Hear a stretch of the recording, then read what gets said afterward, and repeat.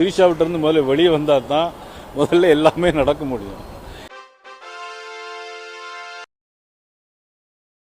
அனைவருக்கும் வணக்கம். விழித்தமிழா சேனலை சப்ஸ்கிரைப் செய்து ஆதரவளியுங்கள். சர்ச்சைக்குரிய வகையில் பேசிய பாஜகனுடைய மாநில தலைவர் நயினார் நாகேந்திரன் அவர்களும், அவர் நடிகர் விஜயை திரிஷாவுடன் இணைத்து பேசிய விவகாரமும், திரிஷாவுக்கு ஆதரவாக பொங்கும் போராளிகள் பற்றி தான் அந்த காணொலியில் பார்க்க போகிறோம். அப்படி என்ன சர்ச்சைக்குரிய வகையில் நயினார் நாகேந்திரன் பேசினார் அப்படின்னால், அதிமுகவை பற்றி விஜய் அவர்கள் அவர் கட்சி கூட்டங்களிலும் பொது நிகழ்வுகளிலும் பேசிக் கொண்டிருக்கிறார்.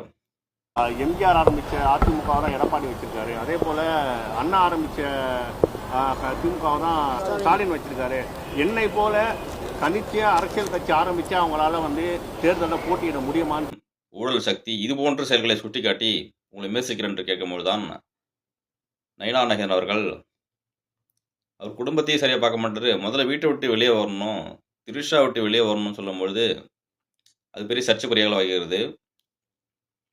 இதனை அடுத்து தான்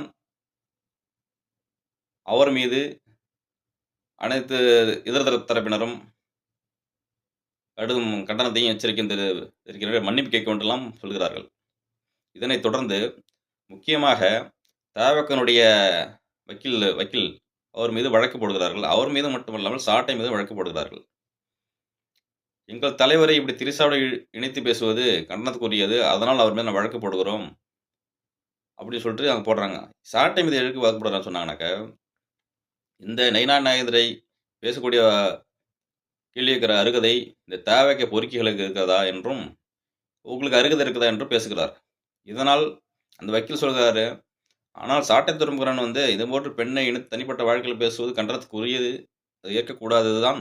அதே சமயத்தில் தேவைகளை பொறுக்கின்னு சொன்னது அவர் கோபம் விட்டதாம்.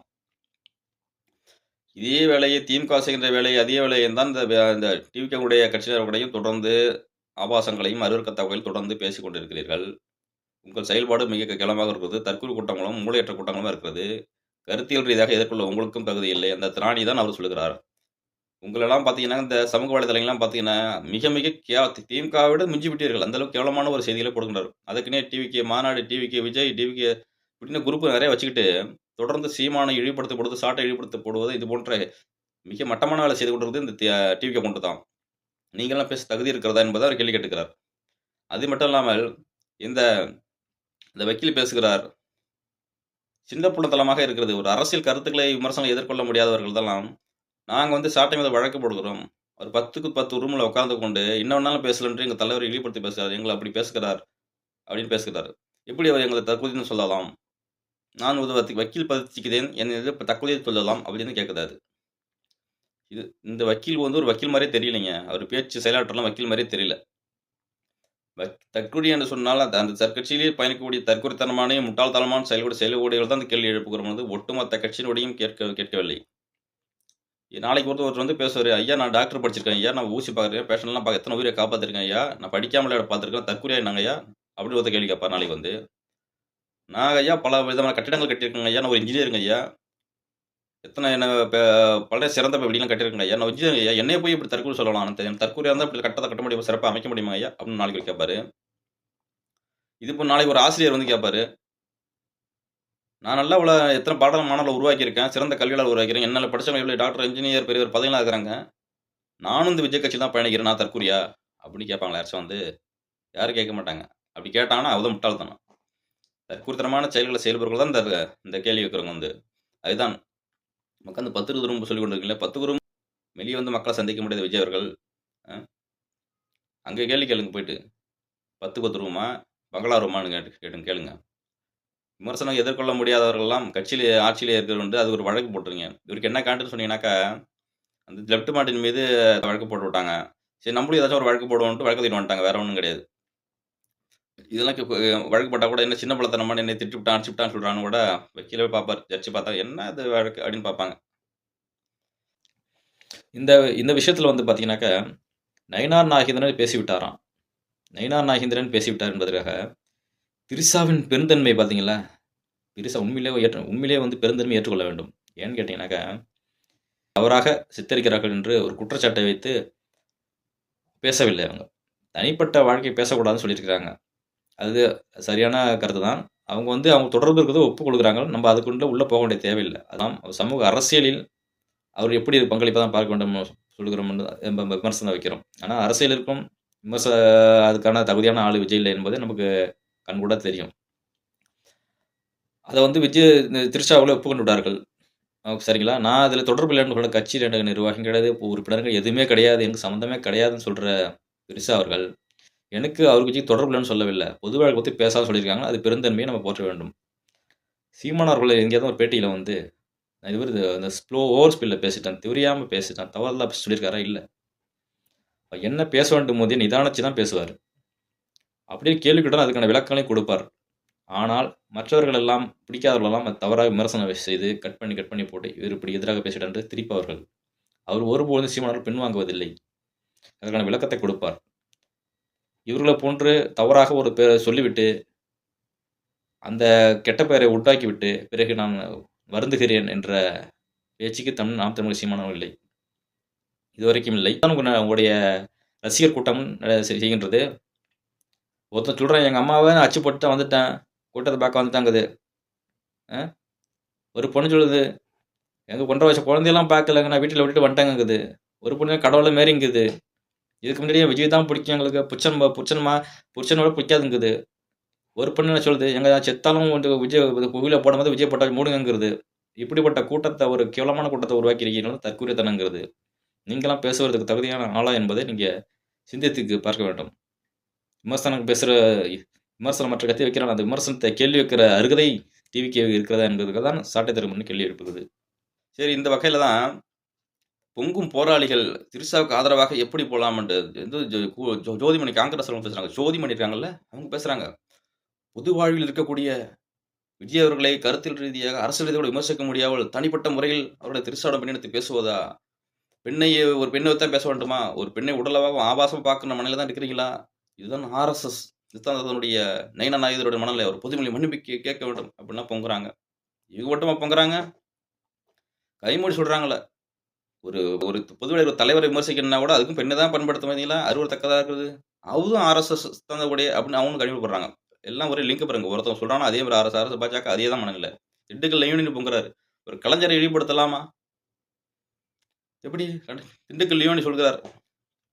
இப்போ என்ன கேள்வின்னு கேட்டீங்கன்னாக்கா, இப்படி பெண்ணின் மீது அக்கறை அவர்களுக்கு, பெண்ணின் மீது கரிசனம் அவர்களுக்கு, பெண்ணை அசிங்கப்படும் போது இவ்வளோ பொங்குகிறார்களா? அப்படிலாம் ஒன்றும் இல்லை. விஜயனுடைய ஆதரவாளர்கள், அணில் குஞ்சுகள் அது அங்கே தான் போடும். விஜய் என்ன பண்ணாலும், என்ன முட்டாள்தனம் பண்ணாலும் அங்கே தான் போடும். அதுக்கு எல்லாம் புத்தியும் கிடையாது. ஆனால் திமுக அஸ்திரம் என்ன? திமுகவுடைய எதிர்ப்பு வாக்களை எல்லாம் விஜய்க்கு செல்ல வேண்டும். அது அதிமுக சென்றால் அதிமுக வெற்றியடைய ஆதரவு பெறக்கூடாது என்பதாக அந்த மீது கரிசனம் மீது விஜய் மீது அக்கறையை காட்டுகிறார்கள் இவர்கள் திமுக ஆதரவாளர்கள். ஏன்னு சொன்னால், விஜய் மீது மாற்று சக்தி சொல்லிட்டு வந்திருக்கிறாரு. அவருக்கு ரசிக்க கிரேஸ் இருக்கிறது, மக்கள் முகம் இருக்கிறது. அப்போ அவர் பெண்ணை வந்து இழிவுபடுத்தும் போது இந்த பொதுமக்களாக இருக்கிறாங்க பார்த்தீங்கன்னா, அவங்க என்ன பண்ணுவாங்கனாக்கா, விஜய் இப்படிப்பட்டவரா, குடும்பத்தை கவனிக்காதவரா, பெண் கூட அவரே வந்துட்டு இருக்காரா, இவரெல்லாம் இப்படி இப்படி ஒரு கெட்ட பேர் என்ன, அந்த வாக்கள் போகாமல் வந்து போகிடக்கூடாது என்பதற்காகத்தான் அங்கே அதிமுக செயல் விமர்சனம் வருகிறது. பெண்ணையும் இணைத்து பேசும்போது அரசியலுக்கு தகுதி இல்லை அப்படின்னு சொல்லி செய்திகளாக அப்படி அவங்க பார்க்குறாங்க. திமுக என்ன பார்க்குது, அந்த வாக்குகள் விஜய்க்கு போனால் தான் நமக்கு வெற்றி அடைய முடியும். அப்போ அவருக்கு இருக்கிற அந்த கெட்ட பேரை, பெண்மை கெட்ட பேரை வந்துடக்கூடாதுங்கிறதாக இப்படிலாம் பொங்குறார்கள் இந்த போராளிகள். அதற்கு நயனா நாயகர்னா அவர் வந்து வருத்தம் தெரிவிச்சிட்டாரு. என்னுடைய பொது வாழ்வியலில் இது போன்ற நாங்கள் எந்த தலைவர்களையும் பேசியதில்லை, இது ஏதோ ஒரு தவறுதலாக அந்த நேரத்தில் வந்து விட்டது, அதுக்காக வருந்துகிறேன் என்று அவர் சொல்லிவிட்டார். அதுலேயும் ஒரு இன்டென்ஷன் இருக்கிறது. அதாவது அரசியல் ரீதியாக விஜய் விமர்சிப்பதற்கு கட்சி மேடைகளிலும் அவர் நிகழ்வுகளிலும் அவர்களுடைய செயல்பாடுகளையும் அந்த அணில் கூட்டங்கள் செய்கின்ற அட்ராசிட்டிகளையும் வைத்து 1000 கேள்விகளை வைக்கலாம். எங்கள் கட்சியை விமர்சிப்பதற்கு உங்கள் செயல்பாடுகள் என்ன, உங்கள் கட்சிகள் இப்படி செய்யும், அதை வச்சு 1000 கேள்வி கேட்கலாம். அவர் இன்டென்ஷன் என்ன, எடுத்தோன்னு ஒரு பெண்ணை சொல்லும்போது இந்த அவருடைய கட்சி கொள்கையில் அவர் செயல்படலாம் போயிட்டு பெண் மீது பழிவிடு, பெண்ணை தவறாக எழுதக்கூடிய அந்த செயல்களையும் அது அந்த கண்ணோட்டத்தில் போயிடும். அந்த இன்ட்ரெஸ்ட்டை சொல்லிவிட்டு பிறகு மன்னிப்பு கேட்பதெல்லாம் வருந்துகிறேன் என்பதெல்லாம் வீண். அதே போன்றுதான் இதை கேட்க தகுதி இருக்கா தேவை குஞ்சுகளுக்குன்னா, இதே தேவை குஞ்சுகள் இருக்கக்கூடிய அனந்தச்சிங்கிற மக்கள் மன்றம் பட்டிமன்றத்தில் சாட்டை திருமுருகன் அவர் சொல்லுகிறார், விஜய் இந்த கரூர் சம்பவத்து முக்கிய காரணமே விஜய் தான் சொல்லுகிறார்.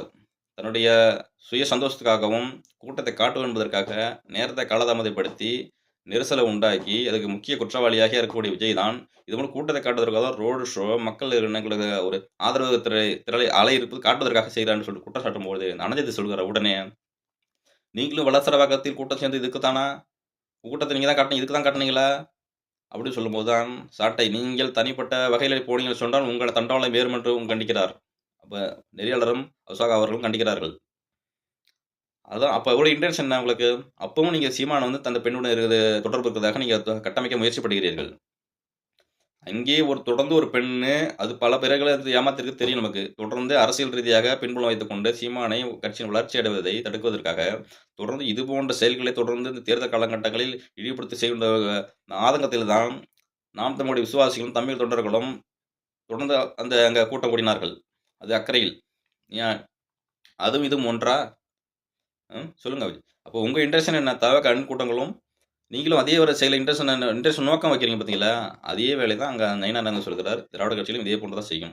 அதே திராவிட கட்சியின் நீட்சி தான் நீங்கள் வந்து இந்த தற்கூரி கட்சிங்க. புரியுதுங்களா? நீங்கள்லாம் இது வரைக்கும் பேசுறதுக்கு தகுதி இல்லைன்னு சொல்லி தான் சாட்டை தரவா சொல்கிறார். சரி, அப்படி இந்த திமுக ஆதரவுடைய போராளிகள் எல்லாம் அவ்வளோ யோக்கியமான நல்லவர்களா? பெண் மீது அக்கறை கொண்டவர்களா? ஏன் சிவாஜி கிருஷ்ணமூர்த்தி இருக்கார் பார்த்தீங்களா? மிக மிக அருவருக்கத்தக்க பேசக்கூடிய சிவாஜி கிருஷ்ணமூர்த்தி அவர்கள் அவருக்கு இப்போ 2023ஆம் ஆண்டு ஆளுநரையும் குஷ்பையும் தவறாக பேசிய வழக்கில் தான் அவருக்கு 3 ஆண்டு சிறை தண்டனை கொடுத்துருக்காங்க. அவர் பேச ஆபாச வகையிலா பொதுவெளியில் என்ன கண்டமேனி பேசுவார், அருவருக்கத்தக்க பேசுவார். இதெல்லாம் இவர்களுக்கு காதில் விழவில்லையா? கண்ணை மூடி கொண்டிருந்தார்களா? சொல்லுங்கள். இவருடைய நோக்கம் என்ன? விஜயை பாதுகாக்கணும். அவர் விமர்சனம் தான் கொஞ்சம் அந்த திசை திருப்பணும். அதனால் இப்போ அண்ணாமதிமுக சைடு அதிமுக கூட்டணியில் இருக்கிறவங்களாம் சரியில்லை என்பது கட்டமைக்கணும் இவங்க வேலை. அப்போதான் இந்த வாயை வைத்துக் கொண்டதர்கள். விஜயகாந்த் அவர்களை போடி அவ இவ பல்லு கில்லு இப்படிலாம் பேசுகிறார். அந்த கிளிப் வேணா போடுற பாருங்க. அந்த விஜயகாந்த் பொண்டாட்டி அவ பேரு எலி பெத்த புள்ள மாதிரியே இருக்கிறாங்க. அவ பல்ல பாத்தியா நீ முன்னாடி பாடி மவள உன் பல்ல புடுங்குற போடி இவள நிறைய பொம்பளைங்க உட்காந்துக்கிறேன்னு பாக்குறேன். இப்படி பேசும்போது இந்த வாய்கள்லாம் எங்கே போயிருந்தது? பெண்ணின் மீது அக்கறை கொண்ட பெண்ணியவாதிகள் எல்லாம் எங்கே போயிருந்தார்கள்? சொல்லுங்க. எங்கே போயிருந்தார்கள்? இவர்களெல்லாம் பேச தகுதி இருக்கிறதா? செய்த சாதிக்கிறவன் இவங்களாம் எப்படி பேசுகிறாங்க? இந்த சிவாஜி புதுமேடையில் பேசாத பேச்சுகளா தொடர்ந்து காணொலி எப்படி வருகிறது? அருவருப்பாக இல்லையா? அந்த திமுகவோட சார்ந்த கட்சிகள்லாம் கூட்டணி கட்சிகளோ பெண்களோ இல்லையா? பெண்கள் நீங்கள் சமூகத்தில் பார்த்து கொண்டு இருக்கிற இது போன்ற கீர்த்தனா பேசுகிற கட்சிகள் நீங்கள் எப்படி ஆதரவு அளிக்கிறீர்கள்? இந்த பெண்களை மதிக்கக்கூடிய கட்சி அது. இந்த கட்சியிலாம் பெண்களை போற்றுவதும் நடிக்கிறார்கள். அதை நம்ம புரிந்து கொள்ள வேண்டும். உங்களுக்கு பெண்ணின் மீதோ கரிசனம் மீது எந்த அக்கறையுமே கிடையாது. சுயநலம்தான், வேற ஒன்றும் இல்லை இந்த திமுக ஆதரவு கூட்டங்களுக்கு என்பதை இந்த காணொலி தெரிவித்துக் கொள்கிறோம். சேனலை சப்ஸ்கிரைப் ஆதரவு அளிங்க. நன்றி, வணக்கம்.